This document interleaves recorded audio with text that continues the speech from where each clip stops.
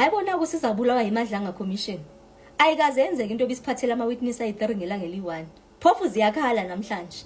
Mamelani ke, le video i-dedicated kwi-witness yokuqala yanamhlanje but nizanixelela nje ba ngobani abakhona but after nizani-explainela ba loyo namhlanje ifike yathini.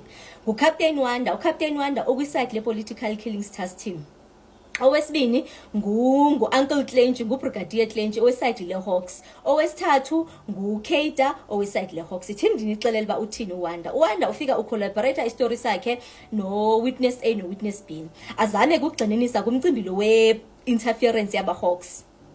Uze nguye uWanda umuntu oconfirmayo into yoba yena wakwazi ukuthetha nomuntu lo oweside le-Hawks okwaba nguye owadeploy abantu into yoba mabeze bazo-interfere kwelicala eli. So uconfirmile loo nto leyo uWanda.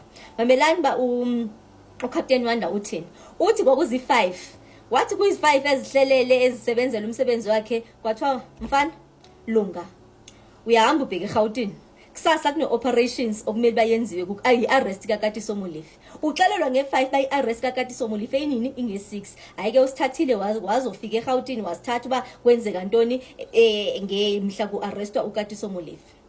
Uthi ke ngoku ezibesebhizi nge-operation nani kukhona apho khona wanqanqatheka uLehase Moloi. uLehase I think ngulo ngathi bodyguard mhla bezo-arresta labamfumana ekhona egaxile ke. Sharp, so lo mzuzu usenama-combat basambeke ecaleni basabeke uKatiso ecaleni. Mamelani ba uthini? Uthi kwakhona ixesha apho wanqanqatheka khona ke though engasebenzisanga igama lonqanqatheka but wafuna ismoke. Wanqanqatheka umfana xa ke nqanqatheka ufuna namanzi andazi basebemenzeni xa sekefuna namanzi. Kwanyanzeleka uba unyana kaKatiso makamlethela amanzi wamlethela kamanzi. During this time bemile kwakunamagama kawatsho into yoba niyamazi lo muntu enimbanbayo into yoba nguskim fede kaminister Mchunu. Nansi video yakhe esitsho njalo ezama uku-elaborate loo nto leyo.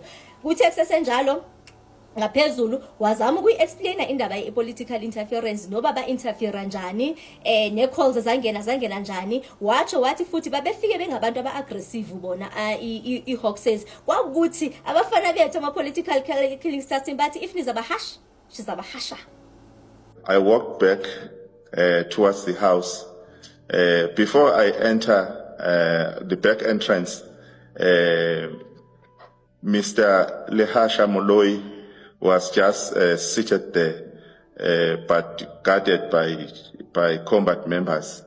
And he asked me an excuse, of which I attended to him. That's where he started to interacting with me. He has the service of the water and the service of the cigarette.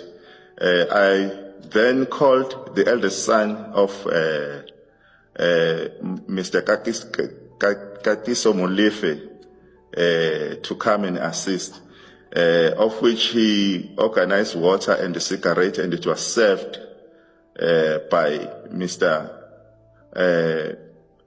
it was served by the eldest son of Mr. Molefe.